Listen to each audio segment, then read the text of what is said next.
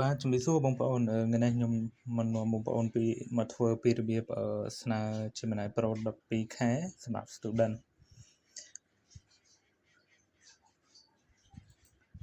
នៅបងប្អូនចូលមកក្នុង browser ណាមួយដែលបងប្អូនមានទៅហើយឥឡូវនេះយើងនៅប្រទេសខ្មែរយើងគឺ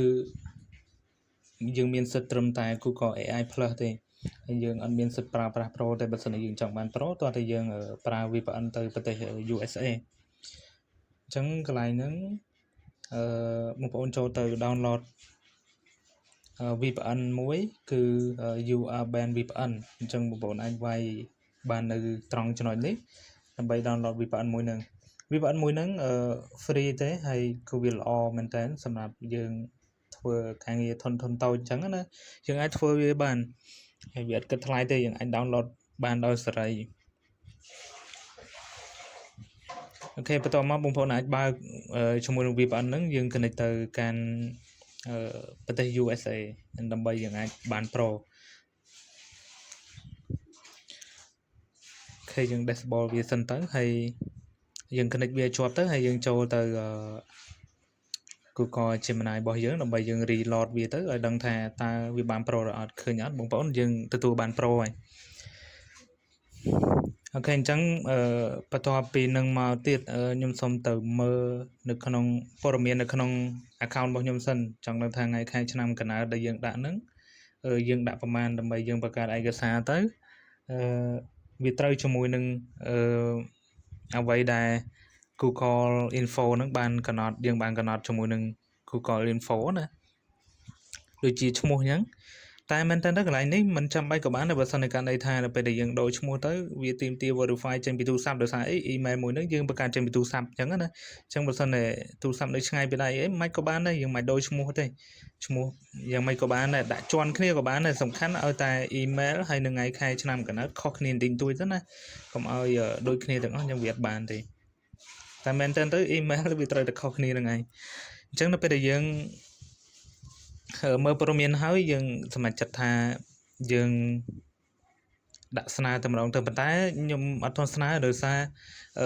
យើងនៅប្រទេសកម្ពុជាអញ្ចឹងយើងប្រើឯកសារនៅប្រទេសកម្ពុជាហ្មងអញ្ចឹងសាលាសាកលវិទ្យាល័យក៏នៅប្រទេសកម្ពុជាដែរអញ្ចឹងយើងនៅពេលដែលស្នើហ្នឹងយើងបិទ VPN សិនទៅយើងកុំទាន់បើក VPN ទៅប្រទេស USA អញ្ចឹងណាអូខេឥឡូវខ្ញុំ copy ឈ្មោះសិនទៅដើម្បីយកមកបង្កើតជា document សិនយកមកបង្កើតឯកសារនៅក្នុង Gemini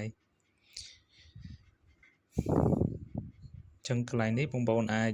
ធ្វើតាមខ្ញុំបានមួយទៅយើងកន្លែងនេះឈ្មោះតាមពិតទៅឈ្មោះមួយនេះខ្ញុំធ្វើ account មុនរួចហើយដូចគ្នាតែឈ្មោះហ្នឹងប៉ុន្តែគាត់តែខុស email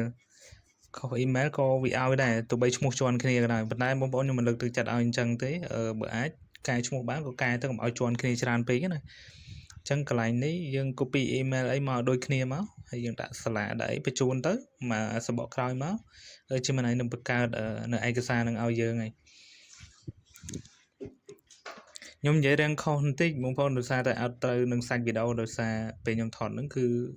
វាលឺសំឡេងនៅពេលដែលខ្ញុំកាត់ហើយខ្ញុំ voice over ហ្មងអញ្ចឹងណាគេតែឲ្យយើងចាប់ផ្ដើមចូលបង្កើតតែមុននឹងបង្កើតនេះយើងបិទ VPN ផងដើម្បីយើងដាក់ប្រទេសកម្ពុជាបានបើសិនជាបងប្អូនបើក VPN បងប្អូនត្រូវតែដាក់country ហ្នឹងទៅប្រទេស USA ដែរទើបយើងអាចបង្កើតបានប៉ុន្តែយើងមានឯកសារនៅកម្ពុជាស្រាប់ហើយអញ្ចឹងយើងមិនចាំបាច់ប្រើ VPN ទេអញ្ចឹងសាលាខ្ញុំដាក់សាលាខ្ញុំដែលខ្ញុំធ្លាប់រៀនអញ្ចឹងបន្តមកយើងដាក់ឈ្មោះមក copy ឈ្មោះ last name user first name ហ្នឹងដាក់ឲ្យត្រូវមកសំខាន់ឲ្យតែឯកសារហើយនឹងកន្លែងយើងបំពេញ form ហ្នឹងដូចគ្នាទៅនឹងឯកសារដែលយើងបង្កើតជាមួយនឹង Gemini នឹងឲ្យដូចគ្នាទៅគឺយើងអាចប្រើប្រាស់បានហើយនៅពេលដែលយើងស្នើទៅអត្រានៃការជាប់គឺភាគរយខ្ពស់អូខេឥឡូវយើងបង្កើតបានហើយបងប្អូនអញ្ចឹងនៅពេលដែលយើងបង្កើតបានហើយយើងចុច verify ទៅមុខទៅដើម្បីយើងចូលទៅដល់កន្លែង upload ឯកសារមក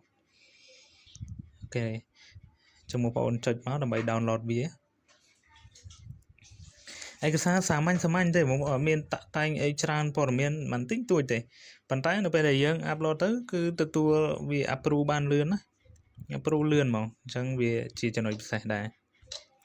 ចឹងកន្លែងនេះយើងរងចាំប្រហែលជា20 second ជាងបន្តិចទៅវានឹងដំណើរការ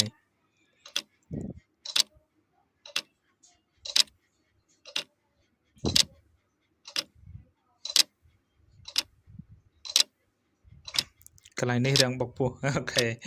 អញ្ចឹងវា congratulation ហើយអញ្ចឹងយើងអាចជោគជ័យបានទៅមុខហើយអញ្ចឹងខ្ញុំមាន account កន្លែងនេះគឺខ្ញុំ verify ទុកគឺខ្ញុំអត់ទាន់ upload ខ្ញុំអត់ទាន់ subscribe ទេបើសិនតែមានករណីមានភ្ញៀវគាត់ត្រូវការគឺខ្ញុំ subscribe យកជូនគាត់មកកុំឲ្យខាតថ្ងៃណាហ្នឹងហើយ